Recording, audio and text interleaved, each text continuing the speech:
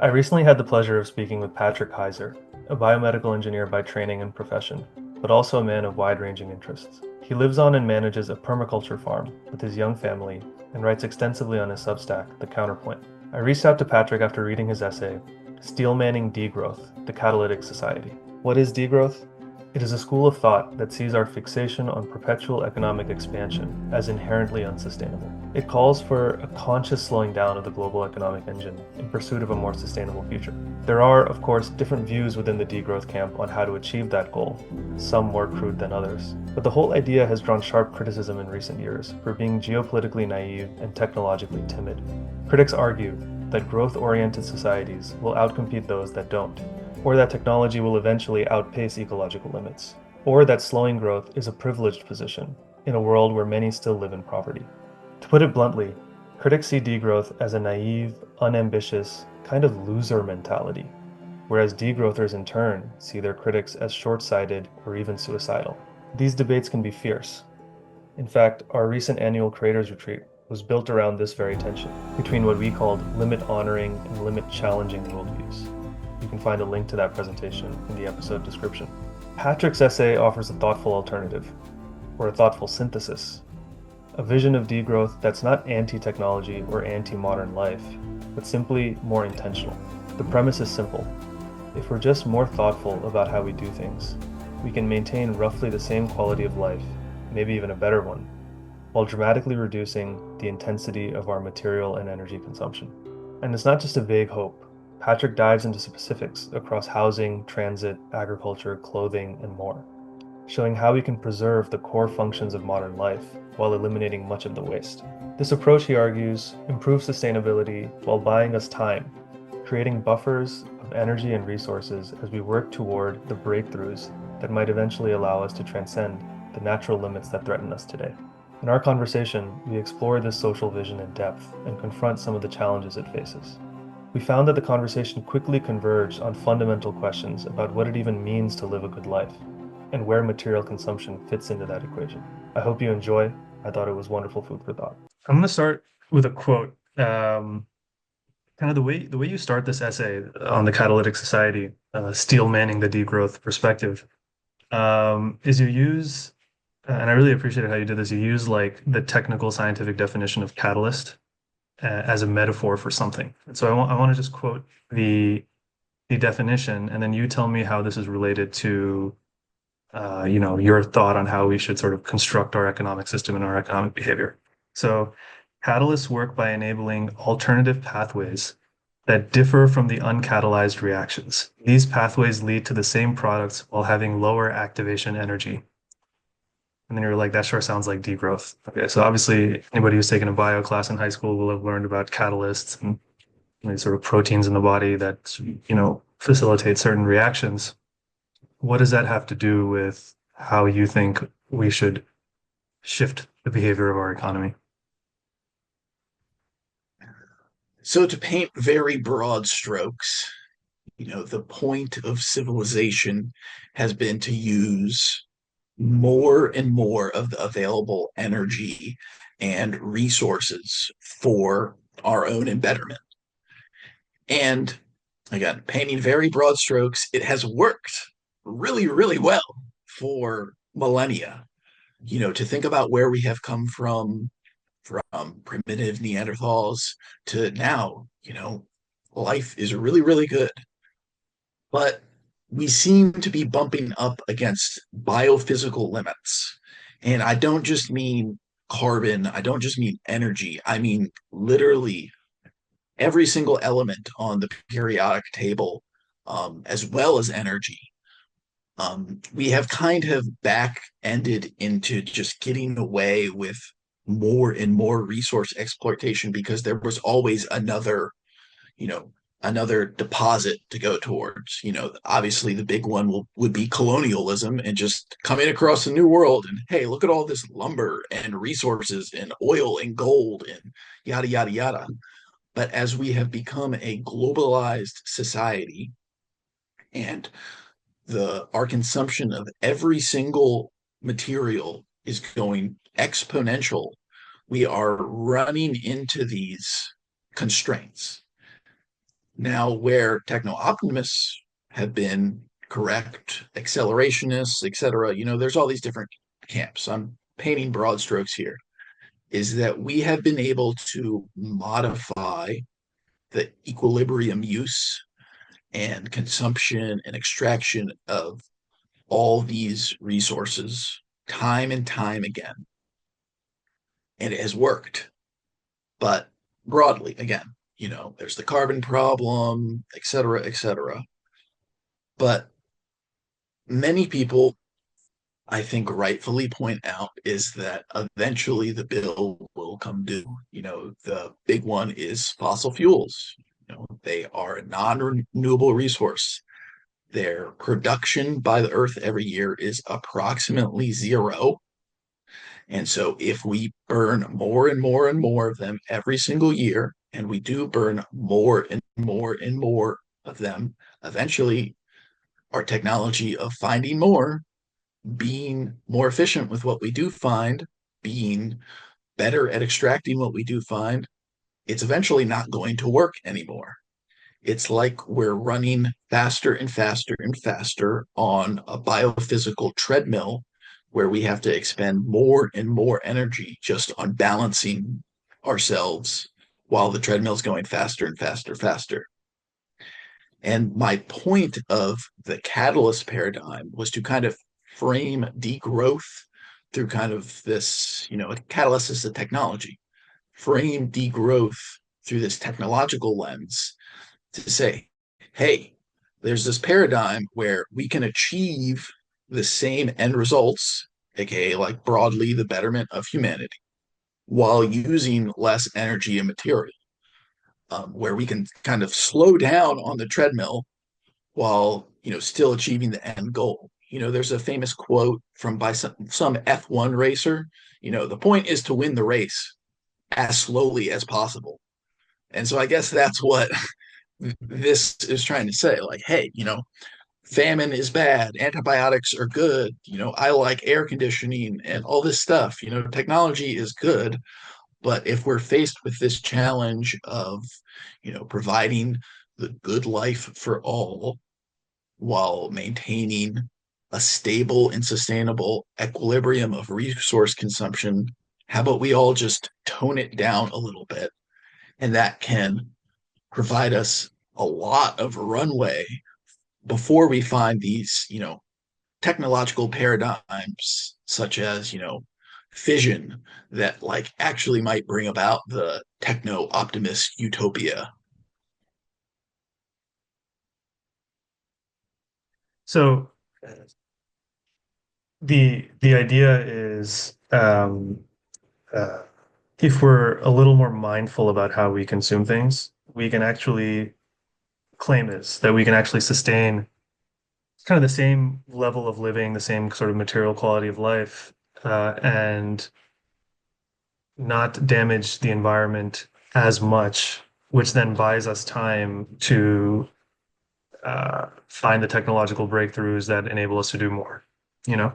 And that's essentially what it's like the catalyst really is a more mindful way of living. That's fundamentally what you're suggesting. Is that right? Yes, but what I want to emphasize, and I hope was clear to in the piece, is that we actually, it's not a little, like we have a lot of room where we could really tone things down and bring in our energy and material consumption while maintaining very good quality of life.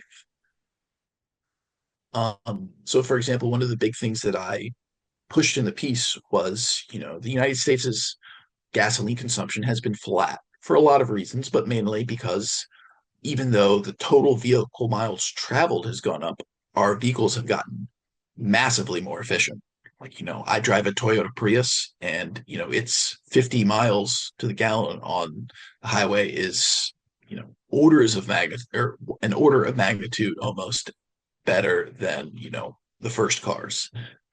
But people really underestimate how much gasoline could be saved, not from better fuel efficiency. It can be a lot can be saved via fuel efficiency, and not from reducing vehicles miles traveled. Again, that would save a lot, but those would require large changes in technology or society. But we could keep the entire fleet of cars the same, but if we all drove fuel efficiently, and that's through very simple things like learning to coast, maintaining the proper tire pressure, etc. Again, with no changes to our cars, with no changes to our vehicle miles traveled, again, it depends how many people do it and to what degree we do it. But we're talking about like decreases in total gasoline consumption of the United States by 10, 20, 30% just from this small change in our behavior. So again, we're all driving the same cars, we're all driving the same places, but say a 20% reduction in total gasoline consumption, that's more than the full decline from the COVID pandemic when we quote unquote shut the economy down. And just imagine if we layer that changes in behavior along with the decreases in vehicle miles traveled and the fossil fuel or the fuel efficiency standards. I see. So it's kind of the real secret that you're trying to reveal is that there's actually a lot of scope to create a really big buffer just through more mindful sort of behavior change. It reminds me of pre-COVID when my dad used to commute to work. He used to go with some of his buddies. They would sort of carpool, and sometimes they would play a game of try not to press the brakes on the highway. That was the game. It's like who while driving can hit the brakes on the highway. Obviously, at a traffic light, you have to you have to stop. But if you're on the highway, who can hit the brakes the least amount of times? At least that was the idea. And the thinking being, just that one forcing function would regulate so much else and make your driving so much more efficient. Like the kind of spacing you keep, you're not hitting the accelerator as much because if you rev the accelerator at some point in the future, you're going to have to kind of brake, because you want to sort of be in rhythm with all the other cars to the best of your ability, and that's what allows you to hit the brakes the least. And if you're hitting brakes less, there's less wear and tear on the car. Since you're accelerating less, there's less, fuel emissions and things of that nature. Um, and so that was kind of a game that they would play. But it's like bringing that kind of thinking into maybe every aspect of life could create a huge buffer in terms of um, our impact on the environment while still allowing us to sustain, the same quality of life without requiring any dramatic technological change or anything like that. It's those kinds of things. Um, that's roughly right? Is that fair? No, that's a perfect example. Yeah. And I think the point that I want to emphasize is that this benefits you. Like, right? If you're using less gas and you're using less brake, you're saving a lot of money by not paying for gas and brakes and the longevity of your car. While so often a lot of degrowth is framed as, we have to do this to benefit society. When it's like, I'm trying to frame it as, if you use less, you will save money. Um, like, we shouldn't frame things as like, oh, upgrade your home's insulation or whatever, because it'll save society energy costs. But no, it'll save you energy costs, save you money. Um, but again, there is a point there is that's when we get into Jevons paradox. It's like if we save people money, then they will just start using it on other things. And that's when I think we need both a cultural re-understanding as well as some mild paternalism where we can funnel these savings, quote unquote, into these very low energetic but high personal utility, like, relaxing with your kids, spending time with your aging parents, et cetera, et cetera, that no one got to their deathbed and was like, oh man, I wish I had consumed more energy. they say things like, "Oh, I wish I had more time with my children, or I had not worked so hard and spent more time with leisure." But if you look at those things, they're not about consuming energy really all that much. Of course, some around the end, but it's not high energetic activities that people regret not doing. No, that's totally true. And with the benefit of hindsight at the end of a long-lived life, that becomes clear. But in the moment, when I'm driving my car, I want to be thinking about what I'm going to say to that guy on Twitter who said that thing I disagree with. I don't want to be thinking about not hitting the brake. Like that's real. Like and maybe when you respond, if you could just explain Jevons paradox a little bit, just so people have a grasp of what that is in a second. But um, when I read, I mean, it was this long essay with tons of data and very interesting ideas that you put in there. But as I was reading it, I was like, wow, like uh, I actually don't hear this argument made as much, even from people who uh, are trying to propose solutions to climate change and environmental degradation. It's like when people really get into the weeds on this stuff and they become, doomers or whatever. When you start really confronting the potential consequences of the way we've been growing our economy and industrialization and the way we've kind of been treating nature and what the potential consequence. People get very like shocked, and I think a lot of people almost sour on this idea of behavior change as a solution. It's like trying to get individuals to change things is not the solution. You have to go hit industry. That's where all the leverage is. It's about policy, and like it's not about telling you actually don't I don't hear as much about people making all these different kinds of suggestions that you're making about making these little incremental changes in your life. So I think it's very bold, actually, in a way, even though it's such a simple idea. It's a very bold proposal in that way. And I'd love to. There's going to come a point in this conversation where I try to challenge it in multiple ways, but for now, I'd love to for you to like paint a picture for us of like at the level of the individual, we'll get into policy in a second. At the level of the individual going about their day-to-day life, there's this sort of driving idea that we talked about.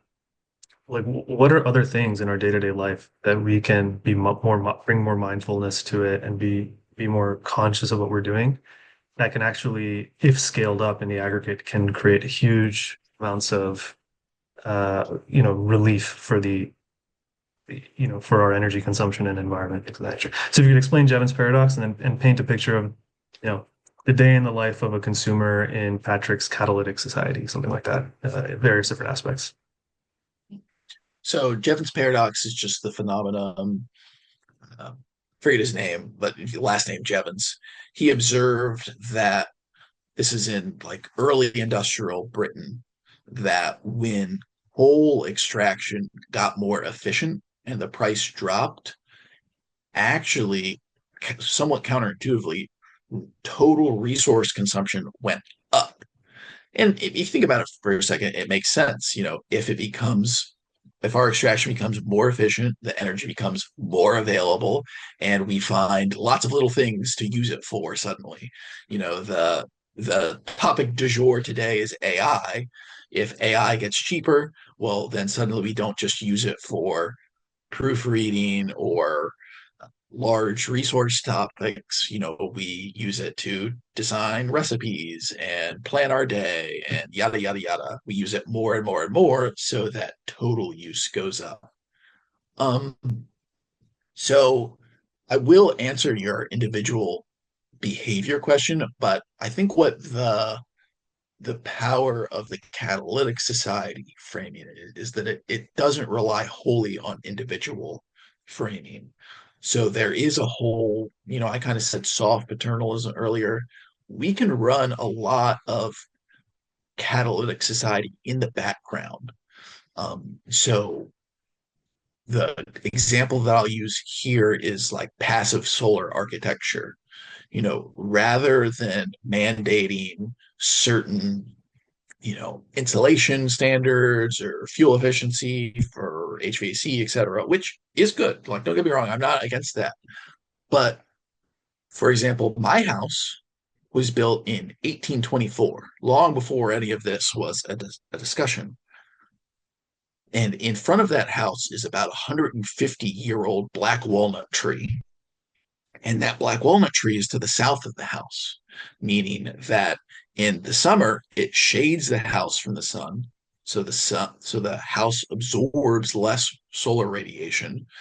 And in the winter, because the black walnut tree doesn't have any leaves on it, it lets lots of solar radiation heat the house. And, that's just one tiny example where, hey, we can arrange our architecture so that no one has to install, again, you can do this. This is not bad. No one has to install the latest insulation or HVAC so that the house is cooled in the summer and warmed in the winter. We can have lots of these things running in the background. Um, and there's lots of different aspects to solar architecture, passive solar heating. Um, it's not just having a black walnut. It's like south facing windows, et cetera, et cetera. And if you look, I think housing is like, 20%, residential housing is like 20% of our total energy consumption in the United States. And so, hey, if we um, knock off 5% of that, that's approximately 1% of total United States energy use saved. And of course, there's some things about transmission uh, efficiencies in there. Da, da, da. But again, I'm trying to emphasize the massive amount of savings that could be had that we underestimate just by these very simple changes. But back to your individual question, you know, it's estimated that something like 20 to 30% of food is wasted in the United States. And I believe agriculture is another 25% of total energy consumed in the United States. And it's like, hey, if we just get a little more mindful about our food consumption, and again, no one is saying that, there should be zero food waste. That would put us on the razor's edge of famine. And famine is bad. We should not go down to that. But is 30% of total food produced an acceptable, amount of waste? I think if you look at the graph for total per capita calories produced, in at World War II is something like 2,500 calories, which is good. But now it's something like we produce something 4,200 calories per person in the United States. Like, we wonder why we're obese. Like, do we need that many calories per person? We can really rein that in while still providing a good quality of life. You know, uh, I mean, so many people are like, "Oh, or we we could just sell need more industrial Ozempics. agriculture." Oh no, you go. I said no, I was just joking. I said, or we could just sell more Ozempics, into that calorie surplus. It's it achieves the same result at the end of the day. I'm being coy. Yeah. Well, so that's a good example because I my day job is developing therapeutics for a pharmaceutical company, and so I'm not against Ozempic at all. I have nuanced takes on it, but overall, it's a good thing. But and I again, I want to emphasize, I think that there is a large body of society, especially in the developed world, that will outright benefit from having Ozempic, and it should be available and yada yada. But obviously, the better solution is to not become obese in the first place. And there are things that we could do to structure our society that, again, wouldn't solve it completely, but could, um, curtail it around the edges. And if someone doesn't become obese in the first place, well, one, then we don't have to, um, use biophysical material on the producing Ozempic. Pharmaceuticals have a huge carbon emissions tail to them. But then over that person's whole life, the amount of gasoline or jet fuel they say transporting themselves, it costs energy to transport weight. So it's where like a lot of these things can have compounding returns where if we just save a little bit on the edges, then it, you know, factors in through multiple channels of the society. Like the fuel efficient driving, it not only saves gas and brakes, but also tires. And gasoline is a huge portion of fossil fuel emissions, carbon emissions, while brakes and tires are huge air pollutants and microplastic pollutants. And so, reducing those increases our health, which might make us lose a little bit of weight, which then saves more gasoline and more tires and more brakes, yada, yada, yada, yada. Again, I think people really underestimate how much could be saved through just a little bit of smart personal choice and smart of this soft paternalism. I was talking about the passive solar architecture, or, another one that I highlight in the piece is just, what if we just got rid of billboards, completely? 4 states have already done this. This is not out of the realm of possibility.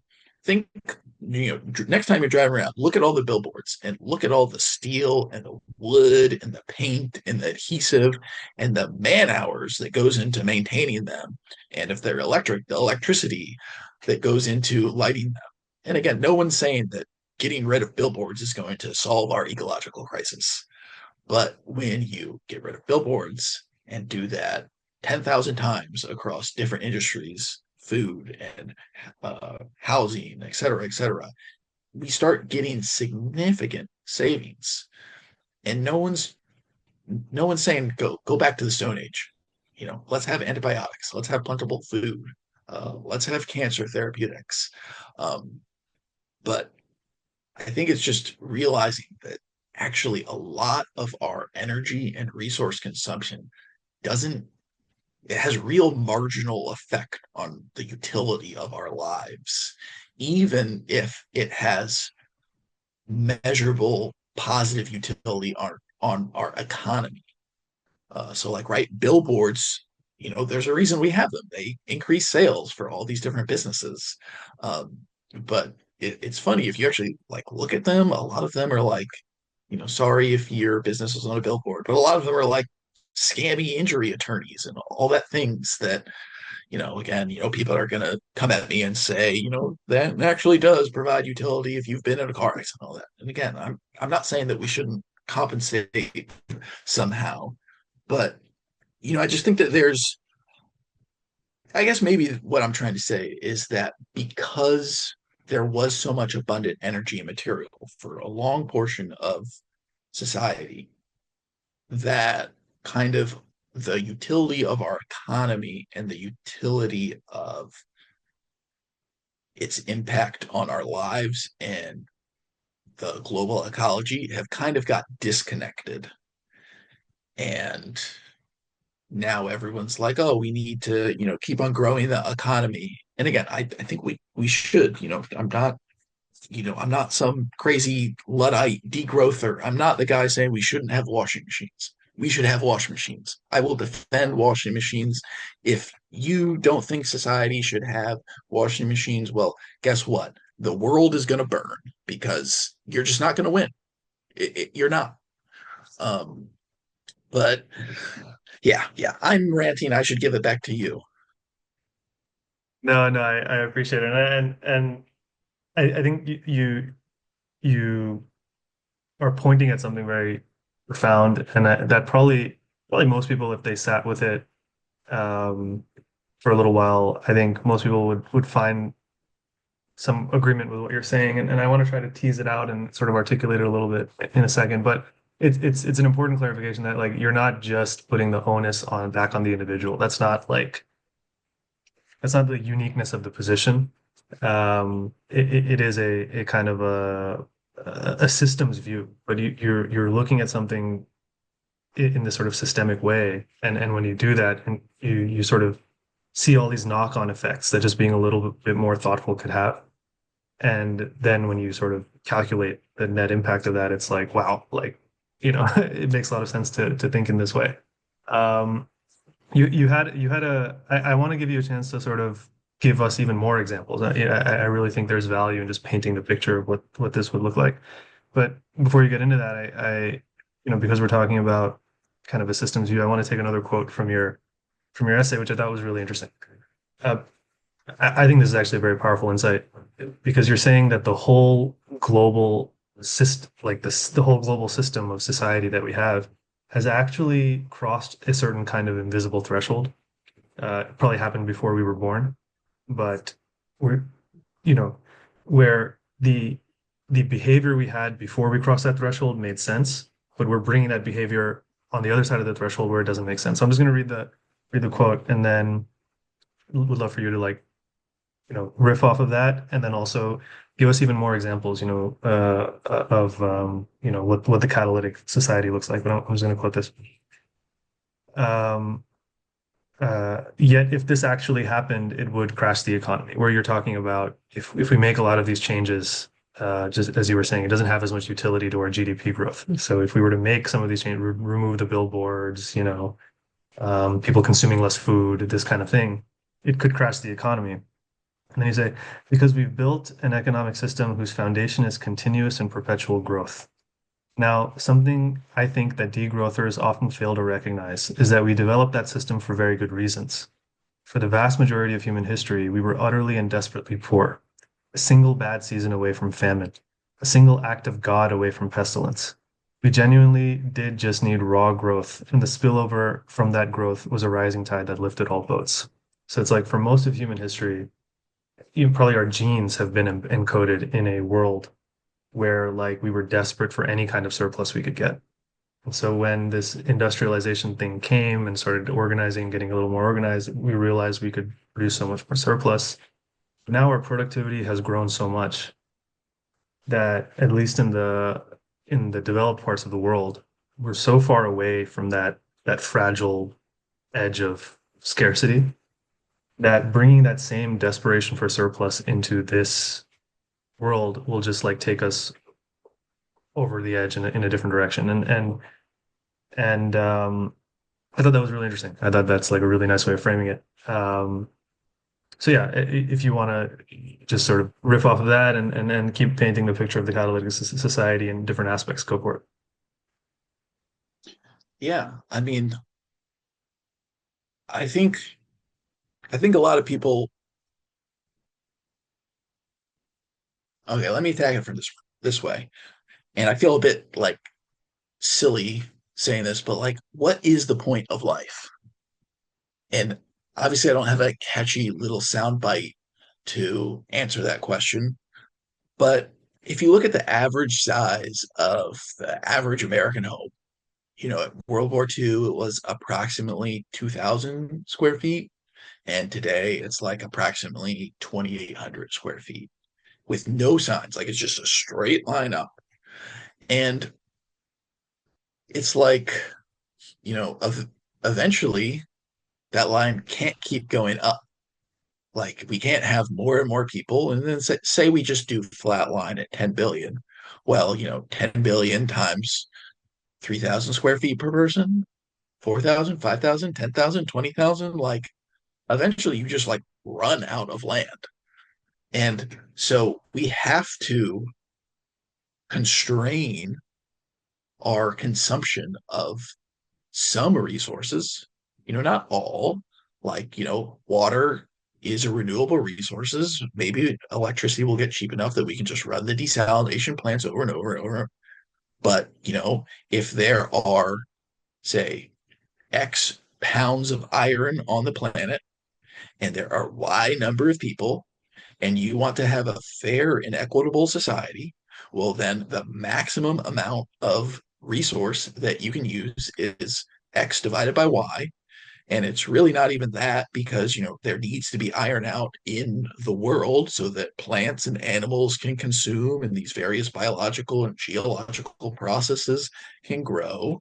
And the issue is that we want the world to grow, but if you plot the globe by countries, or even if you break it down within countries, the richer people get, the more and more energy and material. And again, I'm talking about elemental phosphorus. I'm talking about plastics, steel, everything. They consume more and more and more and more. And so we run into this, the classic problem of an infinitely growing economy on a finite planet. And again, it's a little more complicated that because, we can recycle and, speed up the reproduction of some of these resources. But like eventually we have to say enough is enough. Like, you know, not 10 billion people can't have mega yachts. The ocean will just be stocked full of mega yachts. There will be no more fish because it's just mega yachts. And but the problem is that we're, these little apes on the mentally, we're these little apes on the African savannah that all we've ever known is scarcity. And so we want more and more and more and more. And, there's that famous E.O. Wilson quote, paraphrase, we have Neanderthal brains, medieval institution, but godlike technology. And so if our technology, aka our wealth and our physical ability to harness resources and material is growing faster and faster and faster than our brains, our psychologies, our morality, we're just kind of in this very wicked problem of we fight over, you know, the finite resources that we have. And that fight just continues to escalate and escalate and escalate. And we have designed our economy so that that fight benefits people. And again, it benefits all of us. Look, go outside. If you're in America, go outside. You are in the wealthiest society in all of human history. But, as we just run faster and faster and faster, speed up this global biophysical equilibrium of resource and energy consumption. Again, it's like we're on this treadmill where we're running faster and faster, but we have to spend more and more time on our balance so we don't fall off the treadmill. And I'm just trying to say, I don't want us to fall off the treadmill. I like society, civilization. It's good. But if, you know, we just slow down just a little bit, we won't, set the treadmill from 11 down to like 8. And 8 still produces a hell of a lot of resources. Like we're not going back to subsistence farming. Uh, we can build a fair and equitable society for all without consuming all these resources. And again, if fission gets invented tomorrow, then okay, we all can run a little nuclear reactor in our backpack and burn as much energy as we want. But again, that doesn't get around the material problem. There's only so much iron and phosphorus, et cetera, in the world. And maybe they'll say that, oh, we'll import uh, comets and asteroids and mine Mars. And okay, maybe that's true, but like, we can only import so much material until Earth is the size of Jupiter, and then we throw off the solar system. Like there has to be a limit, and maybe via technology we are really, really, really, really far away from that. But until we get to that point, we have to respect the limits that we do have. And again, I think there are various signs that we are getting close, not in all, but in some of them, with carbon emissions being the main one. Um, and again, I don't think that's an existential threat to us, but I think it's going to cause a lot of problems that we don't want to deal with. See the rise of Florida's home insurance prices. A lot of people are being priced out as hurricanes and flooding becomes more common. A lot of people um, argue about whether superstorms are becoming more common when actually a lot of it is flooding. And there's no denial that warm water expands and that increases tide levels and water levels as ice melts. And, if your high tide bumps up by a couple feet, well, then, imagine another couple feet of storm surge on top of that. And suddenly all of Tampa is underwater. Um, and again, that's not going to extinct humanity, but that causes a lot of problems. And it's like, hey, if we just slow down a little bit now, not forsake technology, but not just continue to ramp all of all our efforts into accelerating more and more and more and faster. Just the F1 quote: win the race as slowly as possible. Okay. Um, Makes a lot of sense, everything that you're saying. But now I think it's time to get into, what is the counter perspective? Because there is a powerful, perhaps. And I think somebody who's listening carefully to you, and this is why I appreciate your Twitter because you don't always find this on Twitter, and I also appreciate it in this conversation is like as you're putting forward your point, I can see like you're sensing what the counter argument is going to be, and you're trying to moderate your point based on that, and that's happened multiple times um, here. Because that's how we get at like the crux of the issue, like the reality of it, and but I want to give a chance for you. This is kind of a little tradition for ours at Tusk Quill, where anybody who wants to put forward their argument, their perspective, their policy proposal, etc., give them a chance to, if you were to articulate somebody who's listening to you and like disagrees with your basic thrust of, let's say the position is we should move society towards this idea of a catalytic society. Somebody listens to you, I'm sure you can imagine maybe there's a certain type of person who would maybe disagree with that. How would you explain their worldview? Like if you were to step into their shoes, like what is the counter view, if at all, if there's any, to that somebody may pose to what you're proposing? I mean, I think probably the strongest argument in my mind is just that it's not possible. Like humans, or at least a subset of them, are just always going to give into Moloch. Jevon paradox is just always going to exist, no matter how you try and constrain it. We are just a super organism that, because we're that scared little ape on the African Savannah, we have to just consume more and more and more. And if you know 90% of society does, well, then the 10% that don't care or give in to Moloch, they will, and they're going to win. And uh, then just so we have to accelerate through. We have to just hammer into technology. Because, like, right there are some outs. Like, right, I said fission. Like, right, if we get fission, like viable, low cost fission, well, then the energy problem is solved, and we can't just desalinate all the water, and water just becomes not an issue.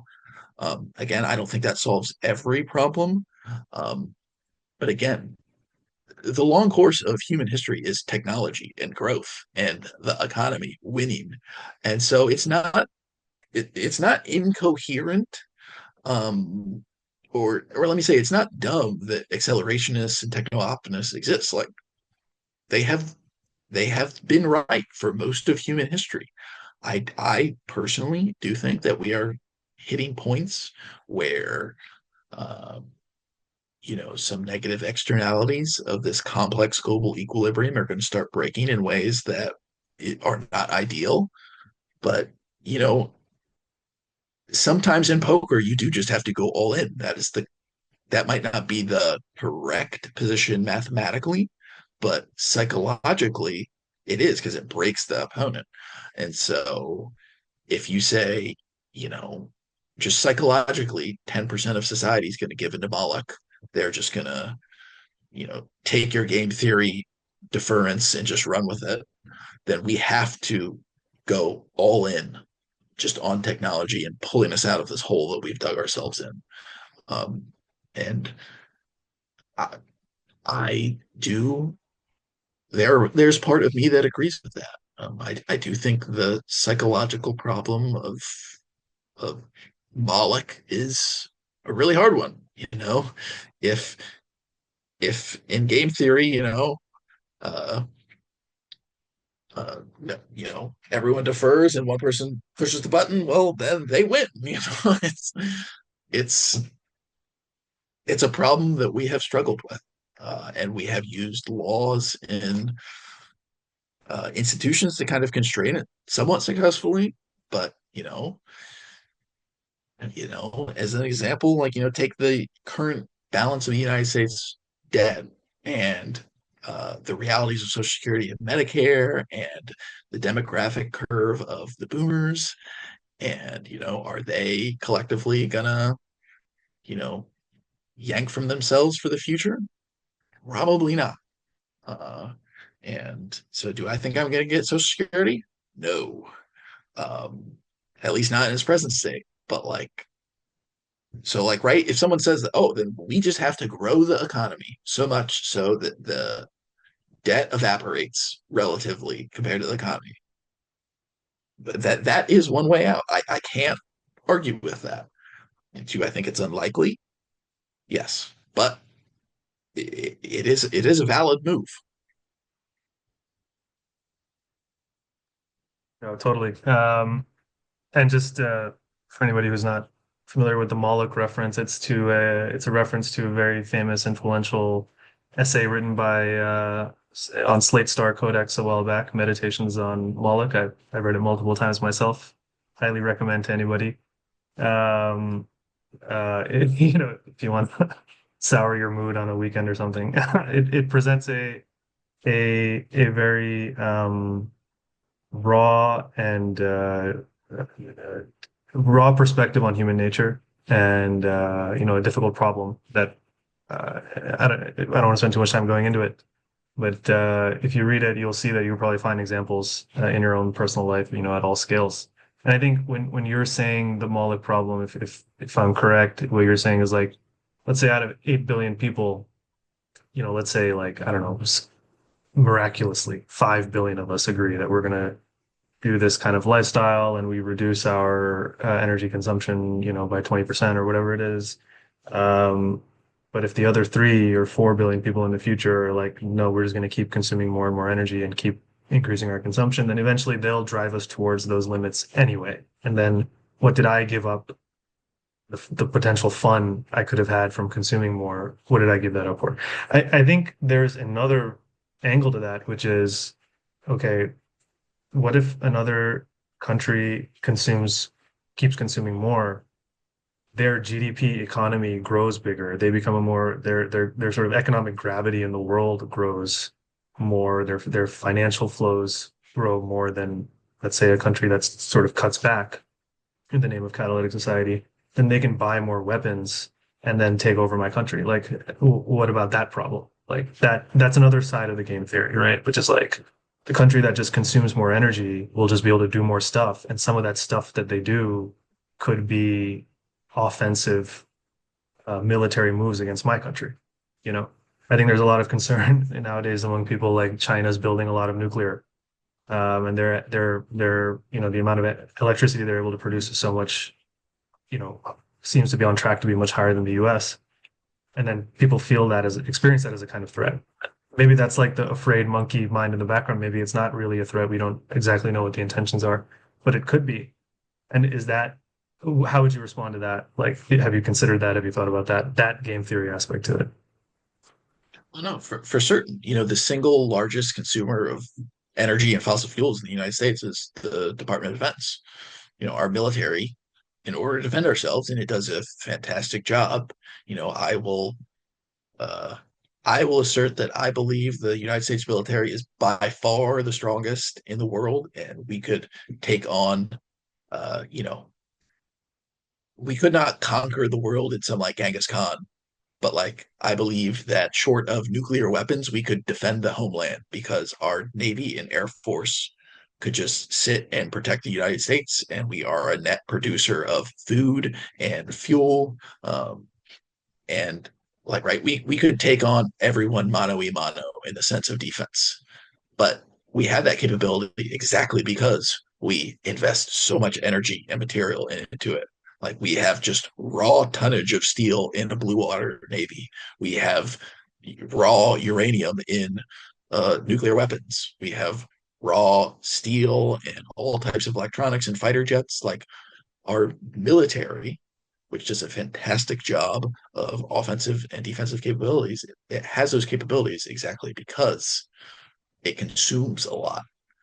And so if we chose to reduce that consumption, well, then our offensive and defensive capabilities are thereby reduced, which means that if something was to happen, we lose to the people that want to consume that resources.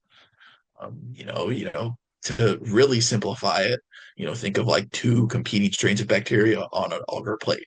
If one just is like, oh, I won't eat the sugars, the other one will. And then guess who takes over the plate? The one that does. So now I'm gonna stand from the Catalytic Society position and be like, well, not every sector of society has to cut back on energy expenditure unilaterally. Like, I think what you're claiming is we should cut back where there's actual waste. Like, if the military is spending energy with the goal of um, having a military that could defend us under any circumstance, then maybe they're spending. I mean, I don't know for sure. Maybe they get to in a catalytic society they get to keep the level of energy expenditure they're doing, but maybe on the home front, or maybe in a certain industry, or maybe in the way we build housing, that's where the savings are obtained, right? Like that could be a response, right, to the game theory problem. But then my question for you would be like, I can imagine somebody being like, "Oh, Patrick just wants to keep us poor." Like, yeah, yeah, he says we get to keep our washing machines, but he probably wouldn't like it if all my kids had a TV in their individual rooms. He would probably tell me we should have one TV in the house. That would be better for family time. But what if I want to have multiple TVs? What if I want like that's what makes me feel wealthy? Like, are you, Patrick, suggesting that we should maintain a kind of dignified material stagnation, uh, or is your claim how would you respond to that? So a couple fronts. One, I think that a lot of what we claim we want is like a socially constructed. Like it's just what we're used to, accustomed to. It's what society says and reinforces, like the billboard thing. Like, right? Again, this is not an unheard of thing. Four states, almost 10% of the United States has done this, with Vermont being the most famous one. And a lot of people go to Vermont and being like, look at this insane, wild landscape. It's so beautiful. Why is that? And then they don't realize it's because billboards have been banned. And but like once they're gone, no one's like, oh, the poor billboards, the poor billboard industry. How will we survive without the billboard industry? All I want in my life is billboards. Um, Another one that I've posted about on Twitter is like because EV cars don't have an engine, they don't have a sound. And so people are putting sound machines on their EVs to get that like muscle car sound. Well, the only reason you think a car should have sound is because they've made sound your entire life. Like there is no concrete reason. It's all aesthetics and preferences. And then but that gets to your point. Like, right, you know, ultimately we are all are individuals and we do have our own preferences about life and aesthetics. And so how do we govern that? And again, maybe I'm, not really dealing with the problematic and the person that wants 10 TVs or whatever. But that's where I think like this cultural thing comes in, where like, right, the the United States is the largest economy in the world in large part because we have a culture of consumption. You know, uh, the the internet likes to make fun of the people that have $80,000 in debt and a $1,200 a month card payment, but it's those people that keep our economy running. Um, but like right, on Twitter, there's this huge topic of conversation of how America is rich and has all this wealth, and the Euro poors have such a terrible quality of life, and yet large numbers of people go to live in Europe, or just they do live in Europe, and then they go to visit because it has all these amenities. And yes, it's not like individual consumption, it's social wealth and their architecture and their cultural heritage and all these buildings and trains and all that stuff. But like they live longer than we do. They have educational standards just as high, if not higher, than we do. They rank higher in gross national happiness. Um, while here in the United States, we have large corporate monopolies that push and advertise consumption to heal all problems. And so again, I'm not trying to, I wouldn't suggest legislating at the individual or societal level how many TVs one has, but for us all to think broadly about what it is to be have a good life and be a good citizen and create meaning. And I think, again, no one's saying it's zero resource and energy consumption. Antibiotics are good. I like a steak, but there are lots of things where I believe that we use today that consume a lot of energy material that have very minimal marginal effect on the utility of our lives. And through a combination of personal choice, cultural change, soft paternalism, pricing of negative externalities in the economy, we can really tone down our biophysical consumption while maintaining a semblance of what can be called a good life. Totally. I mean, in a way, you know, what you're proposing, I think, is that we have, like, as a culture, we have the courage to make the claim that, like, you know, we can make certain statements about what leads to well-being, like what leads to a good life. That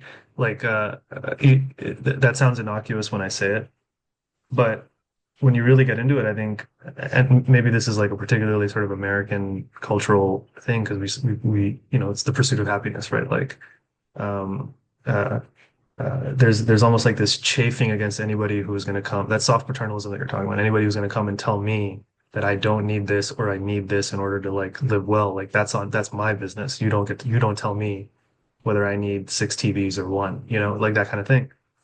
And um, that's really embedded, I think, into a lot of the thinking. And there's a truth in that because it's like uh, there is a place where that sort of soft, that paternalism, that sort of authoritarianism can become something very ugly, and we see examples of that throughout history.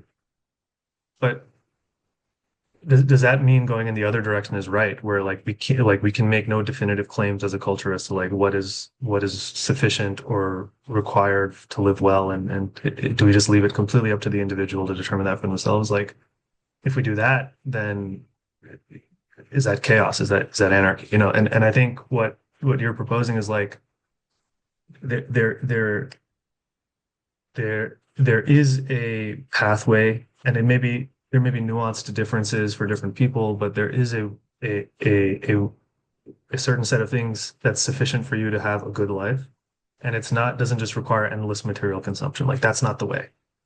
It's another way. You got to take like a left turn off that road at some point of the road of consumption at some point to get to your destination of well-being. If you just stay on that road, it's not going to get you to well-being. And it's also going to ruin things for the rest of us because if all of us do that, then there's a kind of we're just sort of plundering the resources that we have. Is that fair?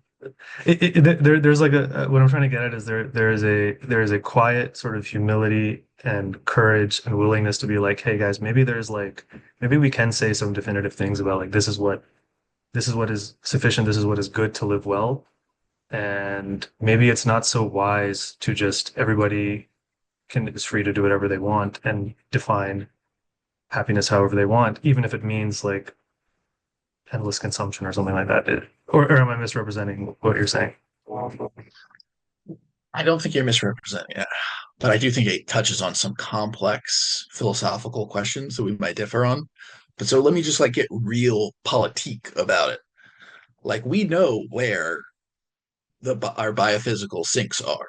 Like I said earlier, like approximately 25% of emissions come from agriculture, and approximately 25% come from housing and buildings. And I don't think there's any dispute among any reasonable person that shelter and food are kind of critical to what a good life is. And so even if we only did catalysis or the Catalytic Society in just those two sectors, that would be cover 50% of our total energy consumption. And again, if we reduce both those areas by 10%, well, then 10% on half is 5% of our total. Like that is declines not seen except in like recessions. And recessions are generally considered bad. But if over time we replaced the current um, current housing stock with passive solar architecture housing stock, uh, well, I don't think anyone's really going to complain. It's just like what the housing is. Or say like in terms of agriculture. So before moving back to Maryland, I lived in Southern California, Los Angeles. And if you've ever been to Southern California, there are fruit trees growing literally everywhere. Orange County is called Orange County because there was just citrus everywhere. Citrus just grows. It's the best climate in the planet. Um, and uh, having a lemon or a lime or a kumquat or avocado tree in a backyard of a house was like a selling point to the real estate. Like, who doesn't like having a fruit tree there? Um, but the thing is, you can grow fruit, some type of fruit, basically anywhere in the United States. And so, like, there's this meme online about how parents have to spend all this money on berries for their kids. And it's not even a meme. If you look into the data, the berry industry is booming. Blueberries, strawberries, raspberries, blackberries. Like we spend, I think it's the size of the industry somewhere on the order of like $6 to $7 billion per year, which, right, isn't our economy is like into trillions, but to you and I, $6, $7 billion is a lot. But what would happen to that industry if we built a culture where everyone starts planting blueberries and strawberry patches in their backyards? And okay, if you live in Manhattan, you can't do this. But guess what? A lot of people don't live in Manhattan. There's a lot of homes that have a yard and a blueberry bush. You need a couple of them because they need to cross pollinate, 4 feet by 10 foot, 4 foot by 6 foot for a couple of them.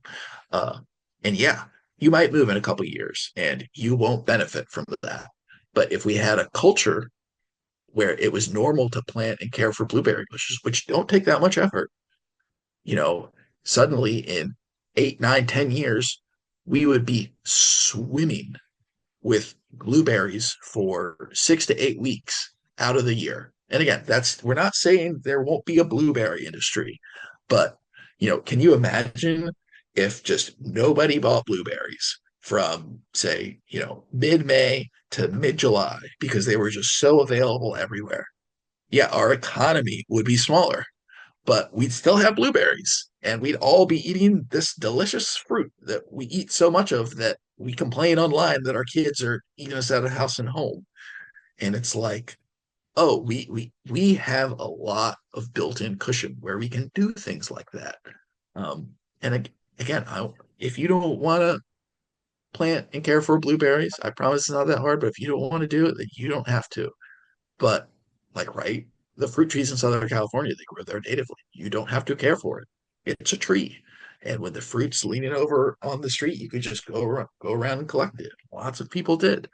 Um, so again, like, even even if we shrunk the blueberry industry by say 10%, that's a lot of carbon emissions. That's a lot of fertilizer runoff that Mm. we reduce and the economy gets quote unquote smaller, but we all still have blueberries. Mm.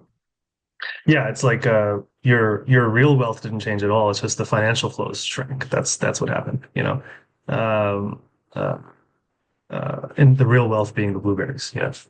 And I think this sort of second order knock-on effect thinking that you do is really powerful. Uh, I need to practice that a little more myself of just making it a habit of like, okay, if this thing happens, like what are the knock-on effects of it? And then you really start to get a sense of like how like the multiplier potential of these kinds of moves. Okay, I have three questions I want to ask, but only time for two. So I want to come back. So we navigated some of the challenges that could be posed.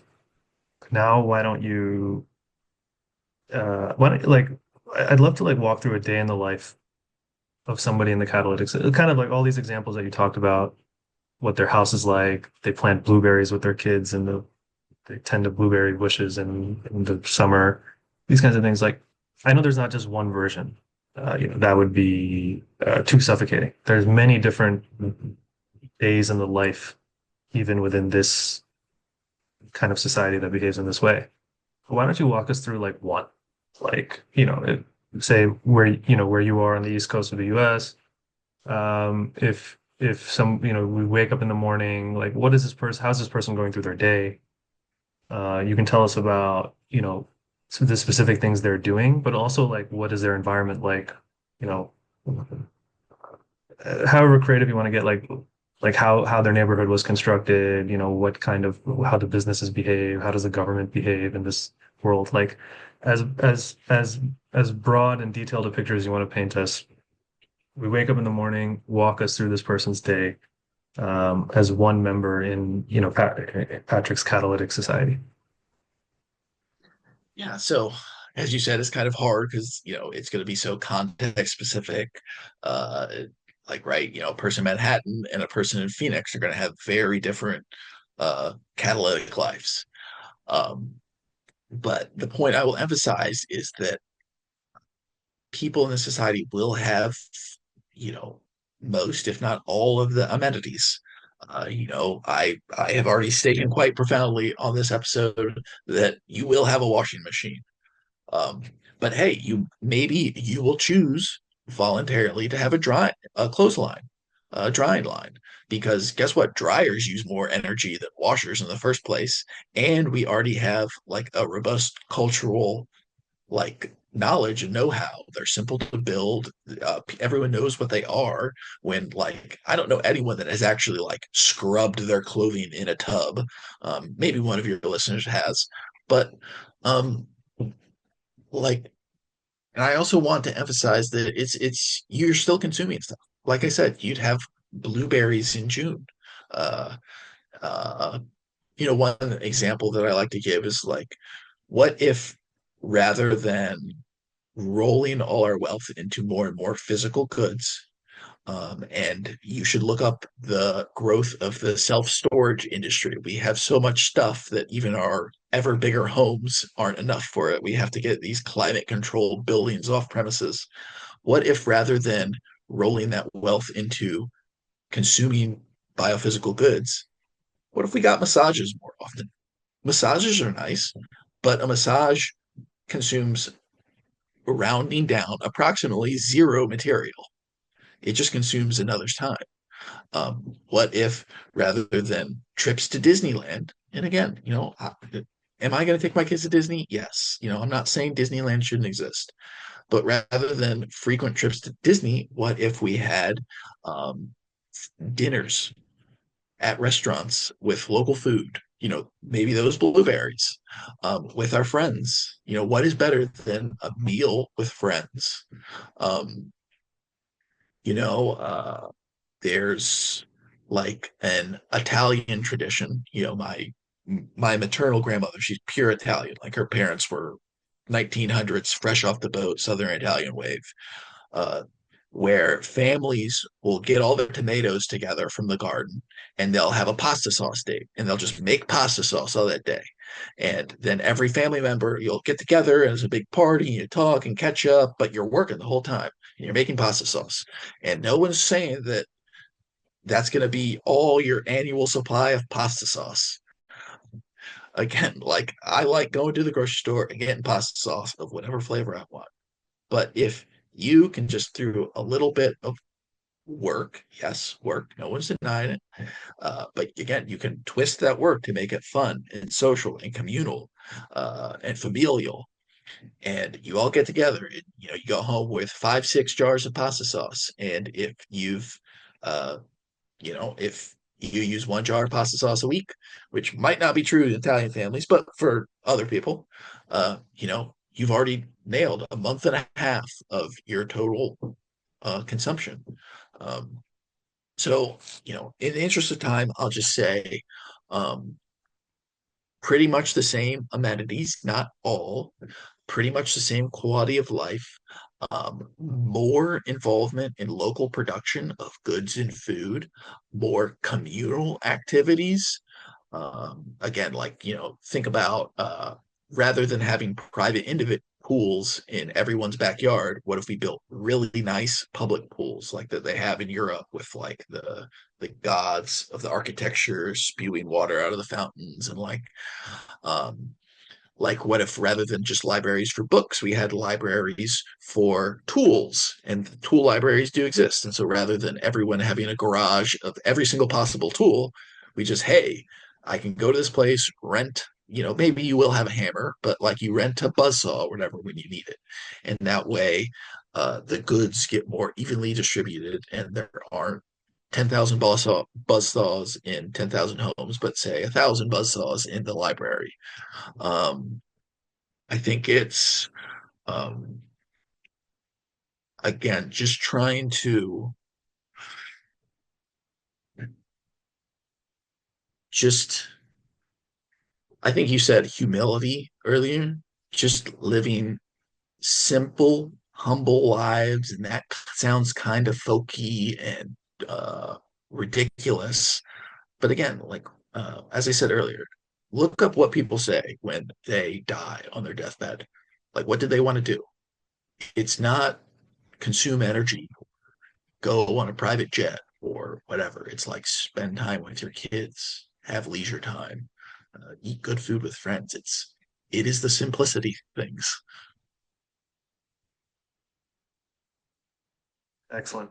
That definitely paints a picture. So thank you. Um, so that's Catalytic Society. With my last question, I kind of wanted to um, go in a slightly different direction, although it's related, just to give people a teaser. Maybe we'll need to do another podcast in the future if you're up for it on this topic, which I think is super interesting.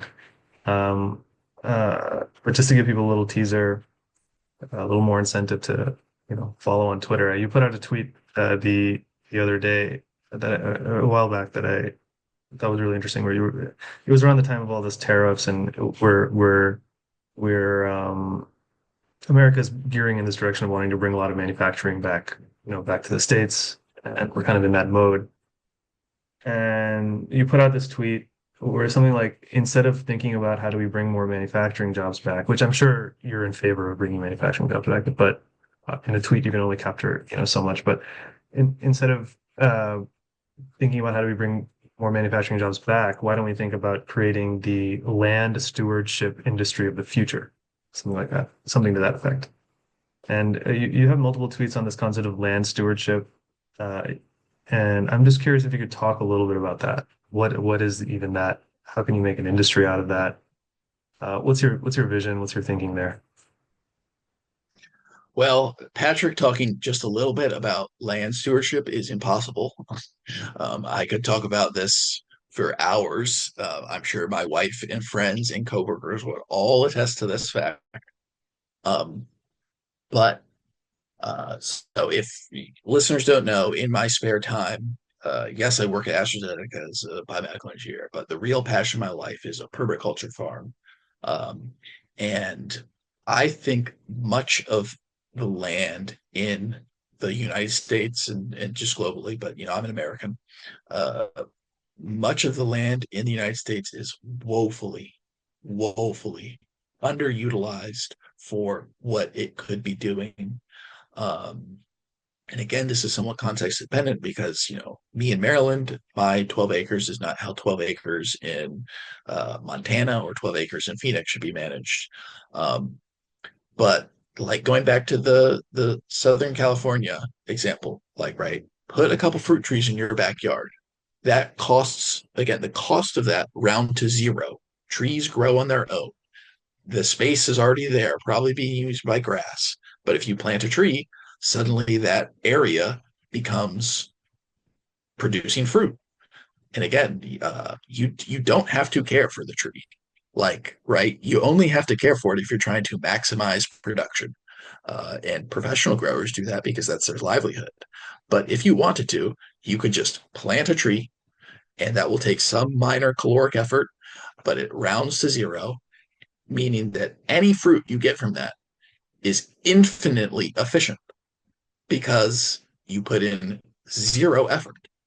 Again, rounding to zero. It takes some minor caloric effort to plant, to harvest, process, etc.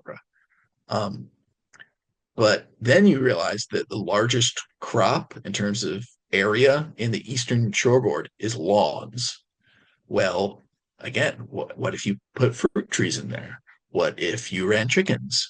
What if you had sheep graze that grass?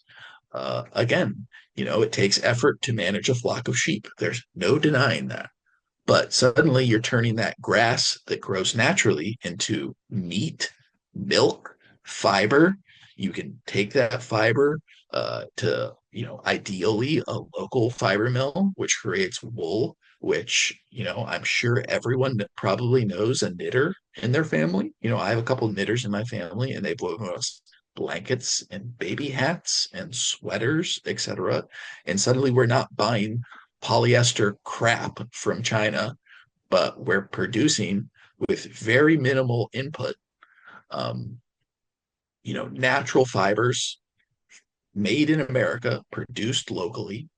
Um, and again, I'm not denying it. It takes a little bit of effort, uh, especially once you get animals involved. It takes a little bit of effort to manage them. It takes effort to process, meat and wool in these products. It takes effort to knit a blanket, but like rather than scrolling TikTok while you're watching Netflix, maybe you could knit a sweater or black walnut trees grow all over the East Coast, and occasionally a limb will drop, and you can cut it up into a little bit, and rather than scroll Instagram, you can whittle a spoon, and suddenly we never, those wooden kitchen spoons or wooden spatulas that we import from God knows where, suddenly we can have natural.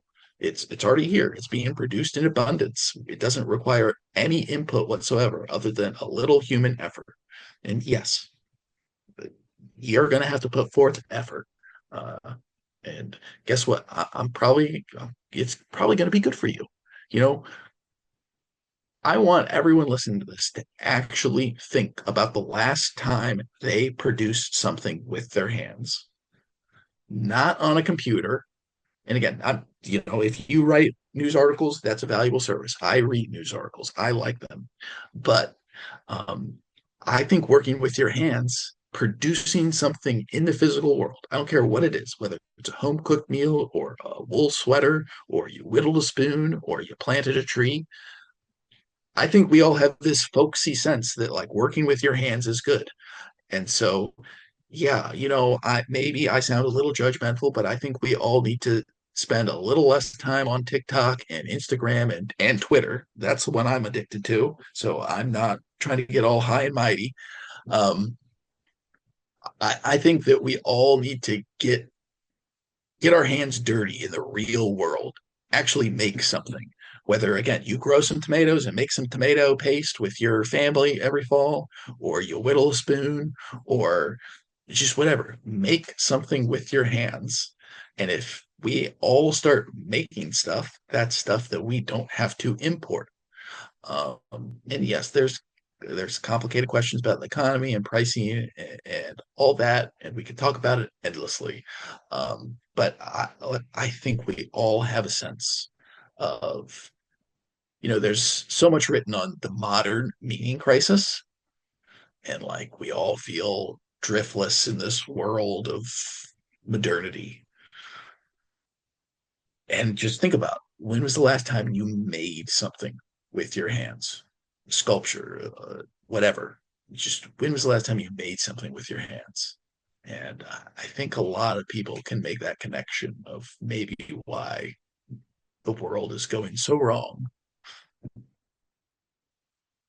Yeah, and I think a lot of people will pick up what you're putting down, and in a way, it's kind of like a metaphor. It's interesting, actually, what you're suggesting with making things with your hands, or like tending to the land, using the land in all kinds of ways, where it's like it's sort of similar to the consumption side on the production side, where it's like the if you're just sort of mindless about where market forces are taking you, it'll just keep taking you towards more and more narrow specialization. And that might actually be, from a GDP perspective, the most productive thing you can do. Like the hyper specialized skill set you bring into the marketplace in that particular super growth industry or whatever that you're in, like that'll probably compensate you the most financially, and it's like the best thing for GDP potentially. But that may not be the thing that delivers like maximal human well-being. To just at some point you do have to go down that road. Like, you live in a modern economy, you have to specialize in something to some degree to, generate the income that you need, et cetera. In the same way that we live in a modern economy, you have to consume, you're going to get the TV probably, or maybe not, I don't know, to each their own, but like you can have the washing machine, like we can make use of this technology.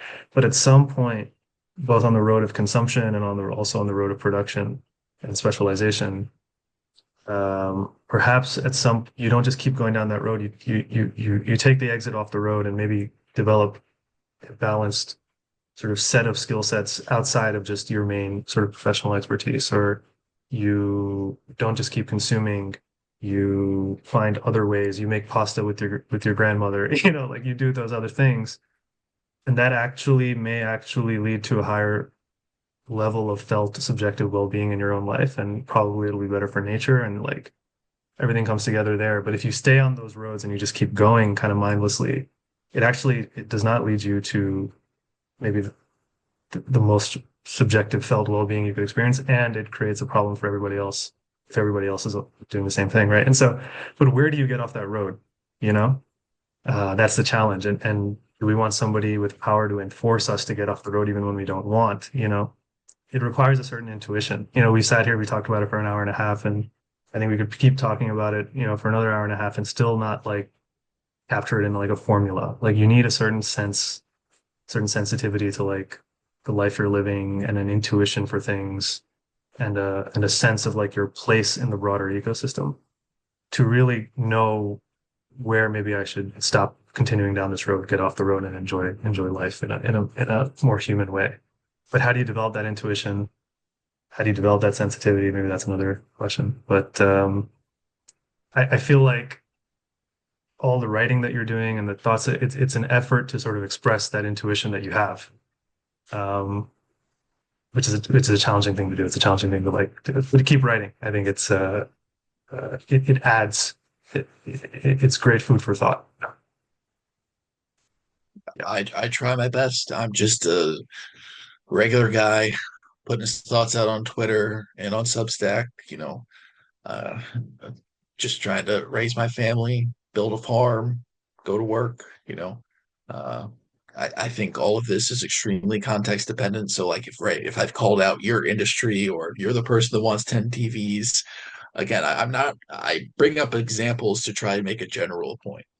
Like, right, if you are a monk that lives in a monastery and lives completely humility, but has 10 TVs, well, you're probably better than me, who, has a farm with a tractor and all this stuff. Uh, but again, I think just life is hard. We're all fighting a hard battle, and we get caught up in these forces larger than ourselves. And if we really step back and like reframe, uh, so very quickly, um, like, right, there's been a lot of talk of abundance as of late because of the new book by Ezra Klein and Derek Thompson. I haven't read it, but I like both of them, and I'm sure it's good. And I've agreed with many of the snippets that I've read on it. Like, right, I think we should build more homes, yada yada yada.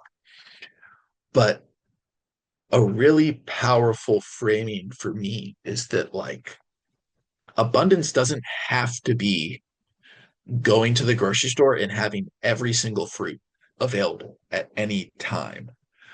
Abundance for most of human history meant, it was apple season. And in apple season, you had so many freaking apples that you got sick and tired of them until it came around the whole calendar and it was apple season. And that kind of sad sounds sad. Oh, I only get apple for a month or two out of the season. Yeah, but after apple season came peach season, and after peach season came persimmon season, yada yada yada. Strawberries come first, then blueberries. Yada. Something is always in season, and so if you reframe abundance from everything always available in like moderate, I mean, you can go and get as many apples from the grocery store as you want now, but rather than just everything always available, you just have these like rolling seasons of so much of X and Y and Z that, some, not all things are available, but something is always available. And like, right, I think Americans like going to apple festivals or peach festivals or pawpaw festivals or whatever it may be. And just bringing some of that ancient wisdom back into our lives, this reframing of abundance. Uh, Again, I think we underestimate how much we can slow down this biophysical treadmill while maintaining a robust and good quality of life for everyone. Excellent. Um, so everybody support your local Apple festival next time next time you get a chance. Thank you, Patrick. Really appreciate the thoughts. A lot of food for thought, a lot of things to chew on. The essay is, I'm not going to get the exact title right, but Steelmanning, the Case for Degrowth, the Catalytic Society. We'll put a link in the description, also to Patrick's Twitter handle.